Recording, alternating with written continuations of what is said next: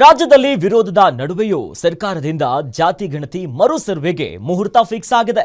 ಇದೇ ವಿಚಾರವನ್ನ ಅಸ್ತ್ರವಾಗಿಸಿಕೊಂಡು ಮತ ಬ್ಯಾಂಕ್ ಅನ್ನ ಗಟ್ಟಿ ಮಾಡಿಕೊಳ್ಳೋದಕ್ಕೆ ವಿರೋಧ ಪಕ್ಷ ಮಾಸ್ಟರ್ ಪ್ಲಾನ್ ಮಾಡಿದೆ. ರಾಜ್ಯದಲ್ಲಿ ಮರು ಜಾತಿ ಸಮೀಕ್ಷೆ, ಸರ್ಕಾರಕ್ಕೆ ಬಿಜೆಪಿ ಟಕ್ಕರ್. ರೀಸರ್ವೆಗೆ ಮುಹೂರ್ತ ಫಿಕ್ಸ್ ಆಗ್ತಿದ್ದಂತೆ ಬಿಜೆಪಿ ಅಲರ್ಟ್. ಸಿಎಂ ಸಿದ್ದರಾಮಯ್ಯ ವಿರುದ್ಧ ಒಬಿಸಿ ದಾಳ ಉರುಳಿಸಿದ ಬಿಜೆಪಿ.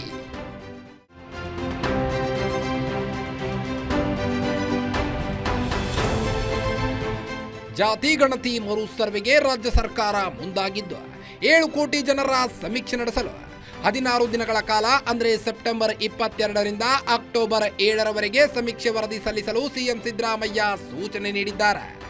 ಈಗಾಗಲೇ ಮರು ಸರ್ವೆಗೆ ವಿರೋಧ ಪಕ್ಷಗಳು ಸಾಕಷ್ಟು ಟೀಕೆ ಮಾಡುತ್ತಿದ್ದು, ಕೇಂದ್ರ ಸರ್ಕಾರ ಜನಗಣತಿ ಜೊತೆ ಜಾತಿ ಗಣತಿ ಮಾಡುತ್ತಿರುವಾಗ ರಾಜ್ಯ ಸರ್ಕಾರಕ್ಕೆ ಜಾತಿ ಸಮೀಕ್ಷೆ ಮಾಡುವ ಯಾವ ಹಕ್ಕಿದೆ ಅಂತ ಬಿಜೆಪಿ ಕಟಾಯವಾಗಿ ಟೀಕಿಸಿದೆ.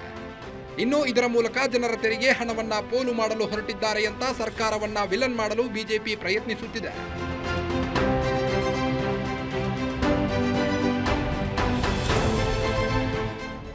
ಇನ್ನು ಜಾತಿ ಸಮೀಕ್ಷೆ ವಿಚಾರ ಮುಂದಿಟ್ಟು ಸರ್ಕಾರವನ್ನ ತೀವ್ರವಾಗಿ ವಿರೋಧ ಮಾಡುತ್ತಿರುವುದರ ಜೊತೆಗೆ ತಮ್ಮ ಮತ ಬ್ಯಾಂಕ್ ಗಟ್ಟಿ ಮಾಡಿಕೊಳ್ಳಲು ಕಮಲ ಪಡೆ ಬಿಗ್ ಪ್ಲಾನ್ ಮಾಡಿದೆ.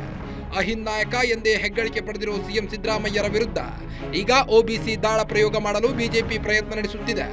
ಈಗಾಗಲೇ ಈ ಜಾತಿ ಸಮೀಕ್ಷೆಗೆ ಪ್ರಮುಖ ಸಮುದಾಯಗಳು ವಿರೋಧವನ್ನ ಮಾಡುತ್ತಿದ್ದು, ಇದರ ಜೊತೆಗೆ ಒಬಿಸಿ ಸಮುದಾಯವನ್ನ ಕೂಡ ಎತ್ತಿ ಕಟ್ಟುವ ಪ್ರಯತ್ನ ನಡೆಸಿದ್ದಾರಂತೆ.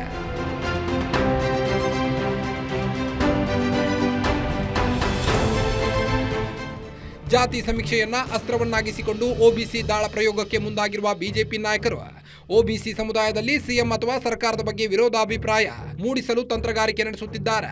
ಹೀಗಾಗಿ ಒಬಿಸಿ ನಾಯಕರ ತಂಡ ರಚನೆ ಮಾಡಿ ಸದನದಲ್ಲೂ ರಾಜಕೀಯವಾಗಿಯೂ ಕಾಂಗ್ರೆಸ್ ವಿರುದ್ಧ ಫೈಟ್ ಮಾಡಲು ರೆಡಿಯಾಗಿದ್ದಾರೆ. ಕೇಂದ್ರದ ಜಾತಿ ಜನಗಣತಿಯೇ ಅಸಲಿ ಅಂತ ಜನಾಭಿಪ್ರಾಯ ರೂಪಿಸಲು ಬಿಜೆಪಿ ಪ್ಲಾನ್ ಮಾಡಿದೆ.